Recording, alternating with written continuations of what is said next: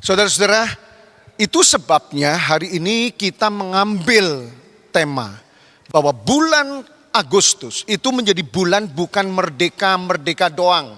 Bukan merdeka bebas berbuat dosa. Bukan merdeka bebas leha-leha. Pergi mall, pergi sana, wisata dan sebagainya. Bukan. Tetapi kita kembali untuk kita boleh mengerti bahwa tugas dari gereja adalah misi. Katakan sama-sama. Lebih keras. Lebih kenceng. Tepuk tangan buat saudara. Kalau saudara mengerti ini, maka hidupmu damai bingan double happiness. Musa nggak bisa ngomong double happiness, tapi ngerti ya. Kebahagiaan yang tidak ada taranya. Karena kita sudah selesai untuk hidup yang sia-sia kepada hidup yang berarti. Kita selesai untuk hidup yang di dalam kefanaan atau di dalam kita tidak tahu akan masa depan kita kepada hidup yang penuh dengan harapan. Bahkan ini adalah merupakan kabar baik. Ketika kita mengerti misi Tuhan, maka kita bukan mengerti tentang hidup kita, tetapi kita juga mengerti, mati kita. Kenapa gereja tidak bermisi? Karena gereja tidak berani untuk menyatakan, yaitu berita tentang hidup kekal. Sebelum saya jelaskan kepada perumpamaan ini, perhatikan kepada PowerPoint saya. Coba dikendalikan PowerPoint tolong. Supaya Musa tidak terganggu ya. Nomor 1 adalah bahwa gereja itu, gereja yang bermisi adalah gereja yang memberitakan hidup kekal. Kemudian setelah kita memberitakan hidup kekal, untuk apa? Supaya orang yang menerima hidup kekal langsung otomatis mendadak tiba-tiba suddenly. Itu mereka tiba-tiba berubah. Hidupnya menjadi baik. Perbuatan baik bukan usaha daripada kita. Nah selama ini kita masih punya konsep begini. Apa yang dikatakan oleh Lukas di dalam perumpamaan ahli Taurat mengatakan bahwa selama ini dia berpikir bagaimana memperoleh hidup kekal. Apa yang harus saya berbuat? Itu konsep orang-orang agamawi. Orang-orang yang menggunakan perbuatan untuk mencapai hidup kekal. Kalau adalah hidup kekal itu tuntutannya adalah tidak sempurna, maka kita bisa.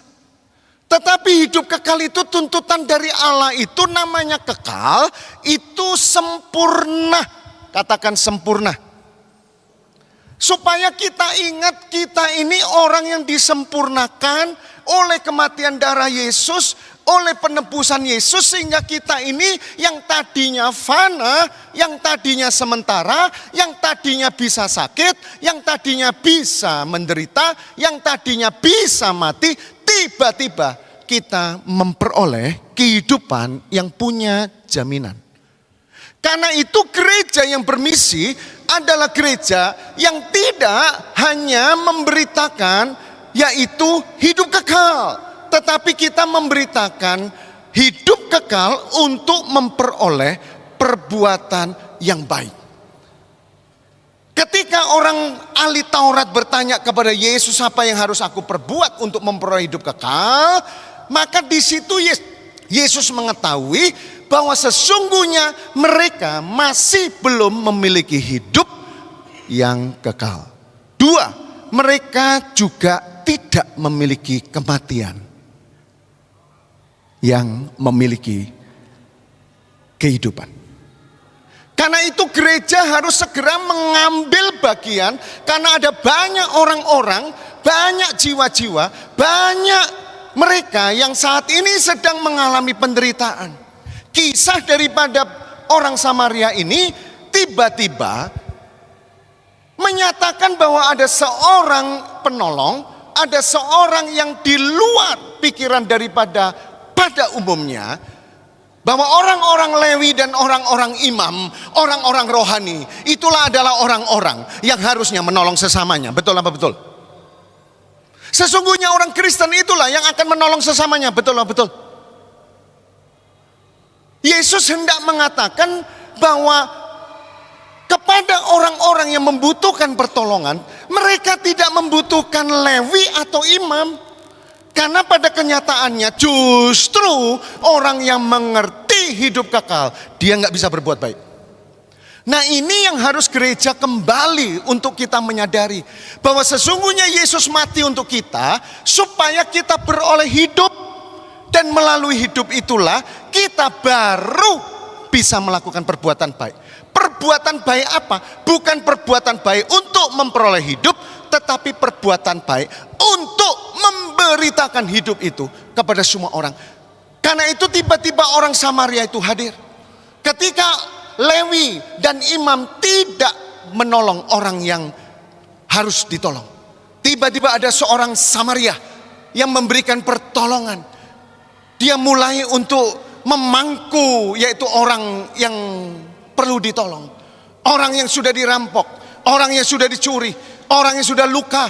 Kemudian orang Samaria ini mengambil namanya minyak dan anggur untuk mengoleskan luka-luka. Bayangkan saudara, orang yang perlu ditolong itu cuma satu yang dia rasakan, pertolongan. Ketika dia dirawat dengan minyak dan anggur, sekalipun dia belum bangun, tapi dia merasakan betapa indahnya ketika seseorang yang menderita mendapatkan pertolongan. Bukan hanya berhenti di situ. Lukas mencatat setelah dia meminyaki dengan minyak dan mengolesi dengan anggur, maka luka-luka itu berkurang rasa nyeri, berkurang penderitaan, berkurang rasa sakitnya. Sehingga dia merasa dengan senyum yang indah, yang senyum di dalam hati, terima kasih ada orang yang menolong. Dan belum cukup itu saudara, orang Samaria itu memanggul orang itu, mengangkat orang itu, dan menaruhkan di atas kudanya yang mestinya ditunggangi oleh dia. Tetapi dia tahu orang yang menderita ini perlu ditolong. Untuk bukan hanya diobati, tetapi harus disembuhkan total. Dan dia mendapatkan kehidupan kembali. Kemudian ditaruhlah dia di atas kudanya, dan kemudian dia dibawa ke penginapan. Dirawatlah dia, ditunggui sama orang Samaria itu, sampai kemudian orang Samaria itu menyerahkan perawatan kepada yang empunya penginapan. Sambil dia berkata, berapapun biaya yang engkau pakai untuk merawat orang ini. Saudara, betapa senangnya orang itu yang perlu ditolong. Di sini kita baru mengerti saudara, Yesus sengaja untuk memaparkan cerita ini melalui Lukas. Yang terpenting bukan rohanimu saja, yang terpenting bukan imam Lewimu, yang penting bukan hal-hal rohani. Tetapi ingat, kamu menerima hidup kekal supaya kamu bisa untuk berbuat baik, kamu bisa menolong. Yesus menggambarkan bahwa orang Samaria itu siapa? Orang Samaria itu Yesus. Yesus yang datang. Yesus gak bawa geral imam saudara. Karena itu Yesus disebut keturunan Imam Melkisedek. Yesus bukan keturunan Imam Lewi. Sedangkan Imam Lewi adalah imam yang paling tinggi posisinya. Yesus bukan orang Farisi. Yesus anak tukang kayu, yaitu Yusuf. Dia bukan orang apa-apa. Rasul Paulus mengatakan bahwa dia mengosongkan dirinya untuk dia menjadi orang Samaria. Orang Samaria adalah orang yang berkawin campur dengan bangsa lain, yaitu Yahudi dengan bangsa lain. Sehingga dia dibenci, dia dianggap adalah keturunan Yahudi yang mengingkari yaitu hukumnya. Dan dia dianggap musuh. Tetapi justru orang yang dikatakan tidak bertuhan, justru orang itu memberi penghiburan kepada orang yang menderita. Betapa senangnya orang yang sakit, orang yang menderita. Betapa senangnya orang yang tadinya setengah mati, dikatakan oleh Alkitab. Orang itu mengalami keadaan setengah mati. Setengah mati artinya akan mati. Setengah mati artinya kalau tidak ada pertolongan, dia mati. Darah yang dikeluarkan. Betapa senangnya pertolongan datang kepada seseorang. Yesus ingin menyadarkan satu sisi, yaitu bahwa kerohanian kita itu untuk supaya kita menolong orang yang menderita. Tetapi yang kedua, Yesus ingin menunjukkan betapa senangnya orang yang menerima pertolongan.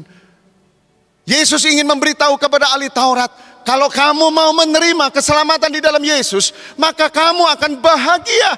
Sesungguhnya gereja itu adalah gereja yang berbahagia.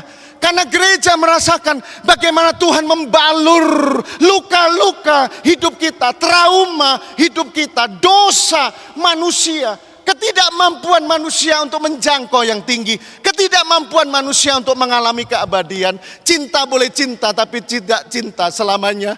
Hidup boleh hidup tapi tidak hidup selamanya. Kaya boleh kaya tapi tidak semuanya kaya seterusnya. Kesempatan boleh ada kesempatan tetapi tidak seluruhnya ada kesempatan. Saudara-saudara, gereja harus hadir, gereja harus bermisi, gereja harus segera memberitakan ada hidup kekal di dalam Yesus. Betapa indahnya saudara pertolongan ketika datang kepada seorang yang perlu ditolong. Itulah misi.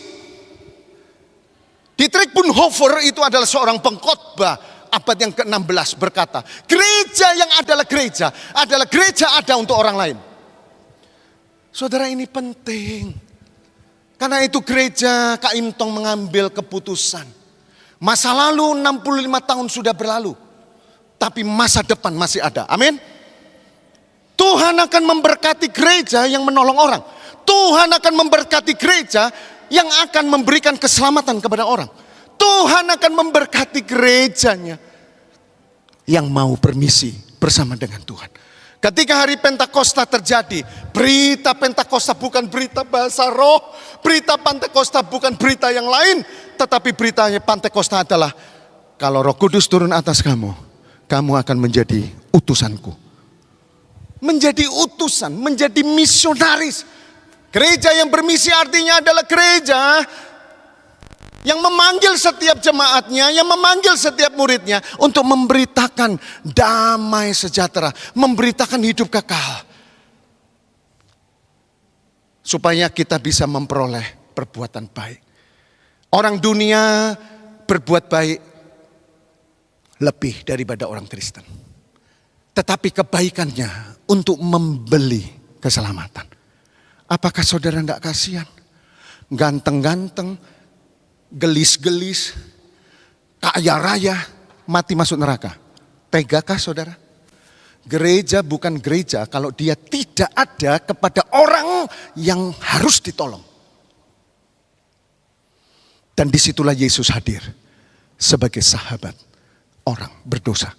Betapa bahagianya gereja yang dipanggil untuk misi karena dia mengerti tidak ada hidup yang di luar Yesus. Karena itu bagaimana supaya kita memperoleh perbuatan baik? Di dalam 2 Timotius pasal 3 ayat 16-17. Kita lihat sama-sama yuk. 2 Timotius 3 ayat 16-17. Lose Cynthia boleh membantu membaca dengan mic.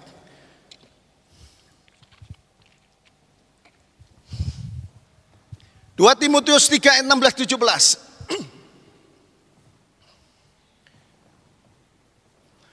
Silakan. Mic-nya tolong dibunyikan, mic-nya.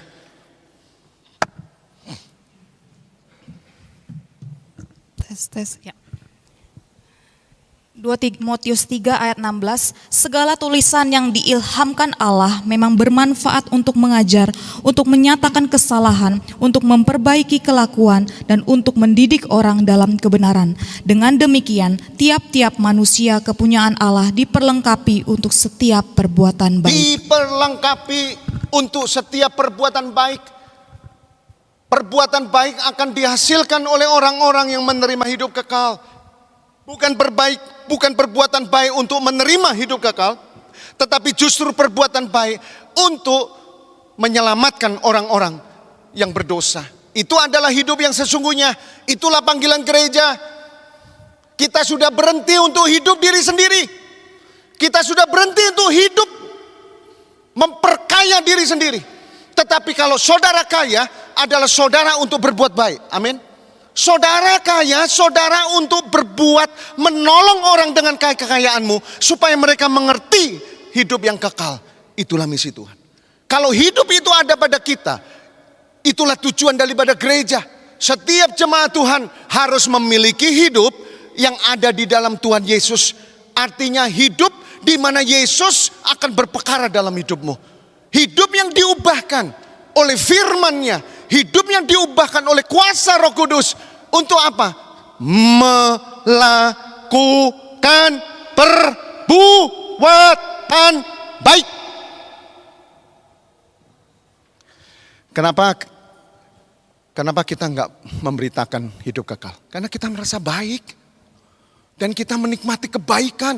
Musa, puji Tuhan, aku diberkati. So what gitu loh. Apakah cukup kalau saya lihat Anda di peti mati?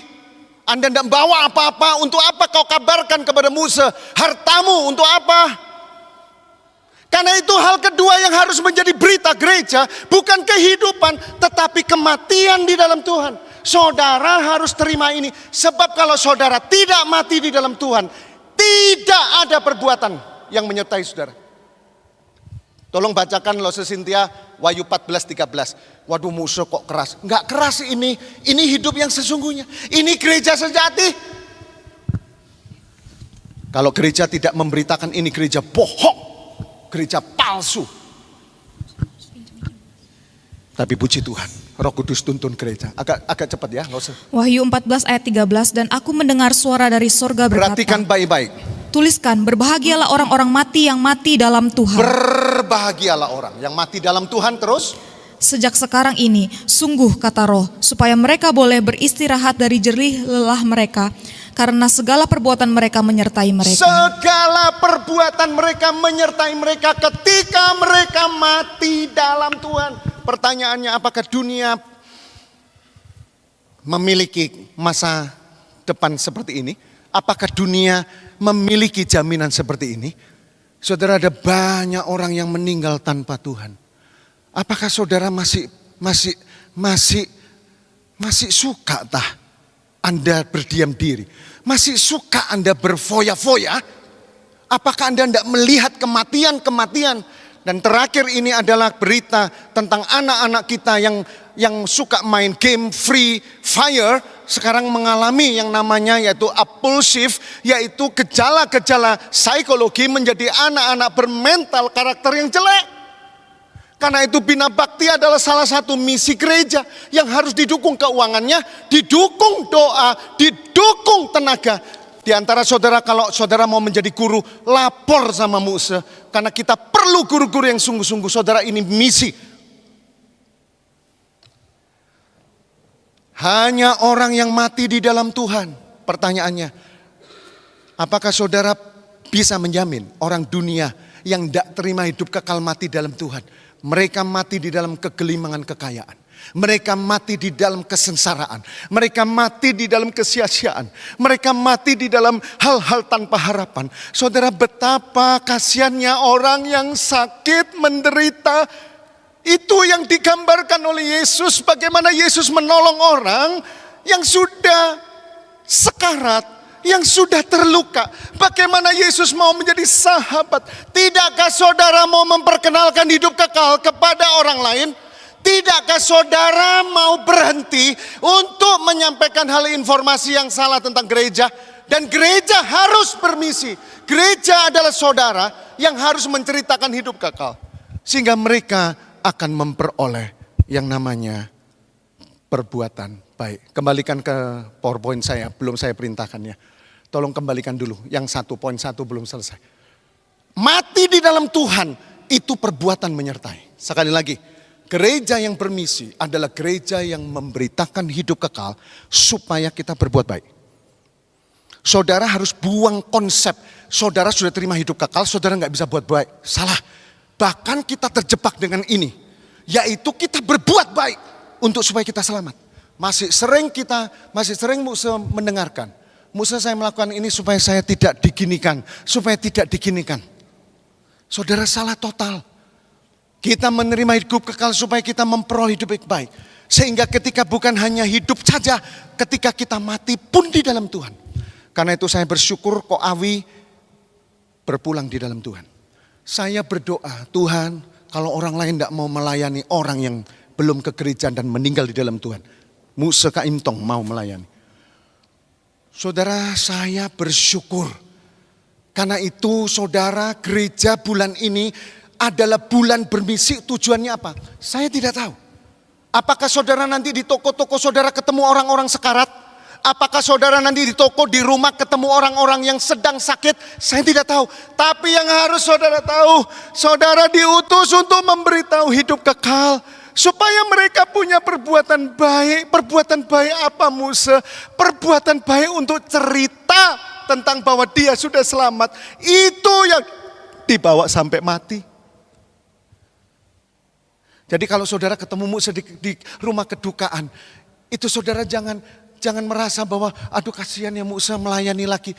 Itu judul sukacita Musa itu. Kenapa saya menggenapi firman Tuhan, orang itu mati di dalam Tuhan. Saudara, ini penting dan yang terakhir saya ingin memberitakan. Saudara, hal kedua tolong diungkapkan. Kalau yang pertama adalah gereja, itu memberitakan hidup kekal. Yang kedua, saudara tahu ayat yang ke-26. Apa jawab daripada orang ahli Taurat? Ketika ahli Taurat menanyakan kepada Yesus, yaitu perbuatan apa supaya aku bisa hidup kekal? Mereka menjawab, Yesus menjawab, tidakkah kamu tahu apa yang dikatakan oleh hukum Taurat? Oh iya, kami tahu. Apa? Dengan bangga dia mengatakan, kasihilah Tuhan Allahmu dengan segenap hatimu, segenap kekuatanmu, segenap jiwamu, segenap akal budimu. Aku mengasihi Tuhan dengan segenap hidupku. Lalu yang kedua, aku mengasihi sesamaku seperti diriku sendiri. Apakah itu adalah jawaban yang sesungguhnya hidupnya? Tidak. Justru Tuhan Yesus mengajarkan bahwa sesungguhnya mereka hanya mengasihi hukum. Tetapi mereka tidak taat kepada hukum. Saudara, karena itu gereja yang bermisi adalah, mari baca sama-sama. 1, 2, 3. Ayo baca. 1, 2, 3. Lebih kencang. Saya tanya, mengasihi Tuhan lalu mengasihi sesama atau Tuhan dan sesama? Ini loh bongkar ini. Karena itu poin yang terpenting bagi saudara dan saya. Gereja yang bermisi adalah gereja yang mengubah mindsetnya. Bukan saudara yang mengasihi Tuhan. Please. Rasul Paulus di dalam tulisannya mengatakan gini. Aku adalah rasul yang dipilih bukan oleh manusia, tetapi oleh Yesus. Tetapi sekalipun itu aku melihat ada seseorang yang naik ke tingkat 3. Itu dirinya bisa berhubungan dengan Tuhan di sorga. Tapi itu pun dia bilang gini, selama aku masih manusia, aku jauh dari Tuhan. Orang Kristen dibohongi habis-habisan. Ketika kita menerima Yesus, seakan-akan Yesus dekat sama Anda. Siapa yang bilang? Kita kalau mau menjadi gereja yang bermisi, bangku-bangku ini akan diisi oleh orang-orang yang oleh karena berita saudara, orang-orang itu datang ke gereja. Saudara harus hapus di dalam pikiran, hari ini saudara tidak mengasihi Tuhan kalau saudara tidak menuruti firman. 2, saudara tidak mengasihi Tuhan kalau saudara tidak mengasihi sesamamu. Kalau saudara masih membenci, saya nggak punya waktu buka ayat, tapi saya akan jelaskan. Orang yang sudah dipindah dari maut kepada hidup, tandanya bukan bahasa roh, tandanya bukan pengkhotbah, tandanya adalah mengasihi saudaranya. Tidak membenci saudaranya. Siapa yang sudah dipindah dari maut kepada hidup, masih ada di dalam hatinya membenci saudaranya, maka dia akan masuk neraka. Saudara, hati-hati. Kita dikatakan bukan mengasihi Tuhan selama kita tidak menolong sesama. Musa, bedanya apa mengasihi dan menolong? Kalau mengasihi adalah hati kita sudah beres. Saya dengan abang, sungguh bang, aku mengasihimu. Saya enggak membedakan abang orang Batak, orang Sumatera, enggak ada. Saya lihat abang saudara sesorga. Amin. Saya enggak melihat teteh yang dibawa sama Cik Agyu. Saya enggak pernah melihat dia adalah orang yang berbeda dengan saya. Saya sudah mengasihi Tuhan. Saya sudah mengasihi sesama. Yang kedua, menolong itu artinya 1 Yohanes 3 ayat 16-18. Tolong lo cepat bacakan. Saudara, kebenaran ini penting supaya gereja bukan hanya bermisi doang, bermisi di angan-angan, tapi sungguh kebenaran ini akan mendorong saudara. Saudara akan memberitakan hidup kekal. Silakan baca 1 Yohanes pasal 3 ayat 16-18. Dengarkan saudara. Demikianlah kita ketahui kasih Kristus, yaitu bahwa Ia telah menyerahkan nyawanya untuk kita. Jadi kita pun wajib menyerahkan nyawa kita untuk saudara-saudara kita. Barang siapa mempunyai harta duniawi dan melihat saudaranya menderita kekurangan tetapi menutup pintu hatinya terhadap saudaranya itu, bagaimanakah kasih Allah dapat tetap di dalam dirinya? Anak-anakku, marilah kita mengasihi bukan dengan perkataan atau dengan lidah, tetapi dengan perbuatan dan dalam kebenaran. Mengasihi dengan apa? Mengasihi dengan apa? Itu namanya menolong. Kalau kita mengasihi Tuhan, harusnya kita menolong sesama. Musa, kalau begitu menolong harus pakai uang, pakai apa? Enggak. Kembali, perbuatan baik yang penting buat sesama adalah bukan soal uang, tapi tanam di sini. Saudaraku harus selamat. 1, 2. Kalau aku makan nasi, saudaraku harus makan nasi. 3. Kalau aku punya BPJS, saudaraku harus terjamin kesehatannya. Amin. Gereja ini gereja tua. Malu kalau kita tidak melaksanakan misi Tuhan. Ukurannya gampang. Kenapa Yesus menceritakan perempuan, menceritakan orang Samaria, menceritakan orang yang menderita, supaya mengidentifikasikan dengan ahli Taurat. Sesungguhnya kamu itu orang yang dirampok, sesungguhnya kamu akan dilukai, sesungguhnya kamu akan sekarat. Tetapi kalau kamu tidak mendapatkan pertolongan, kamu gak bisa selamat. Tetapi kalau kamu mendapat pertolongan, kamu ngerti ya, kalau kamu makan nasi mulai sekarang, saudaramu harus makan nasi. Kalau di sini incu-incu sekolah dan ada yang tidak ada sekolah, yang disalahkan nomor 1 adalah gereja. Dan yang nomor 2 Musa. Nomor 3 majelis. Nomor 4 jemaat. Maaf ya. Maaf. Kita mesti dibongkar. Sebab pemikiran kita terus mengatakan aku mengasihi Tuhan. Tapi aku tidak menuruti firman. Aku tidak mengasihi sesama. Aku hitung-hitungan. Aku tidak bisa menolong sesama. Aku tetap diam saja. Aku bahkan melewati kayak orang Lewi. Aku orang rohani. Siapa yang rumahnya bocor? Siapa yang antepen wae? Saudara, saya bertobat. Saudara harus bertobat. Saya tidak memperkatakan ini di luar firman. Firman Tuhan mengatakan, bukan kamu yang mengasihi Tuhan. Artinya, selama kamu tidak menuruti firman. Tapi kalau kamu menuruti firman, Yesus berkata, barang siapa menuruti firman, dia mengasihi aku. Barang siapa mengasihi sesamanya, dia mengasihi aku. Barang siapa melakukan bukan dengan perkataan tapi perbuatan dan kebenaran, dia mengasihi aku. Apakah saudara mau diubahkan? Apakah saudara mau menjadi gereja yang bermisi? Mari. Musa tidak bisa sendiri. Mari kita lakukan gerakan besar atas Kaimtong. Supaya nama Kaimtong atas nama Allah Soli Deo Gloria itu akan mulai dikumandangkan di Tasikmalaya. Melihat satu persatu saudaraku berubah. Bukan hanya ke gereja, tetapi dia mengasihi sesama. Mari kita berdoa.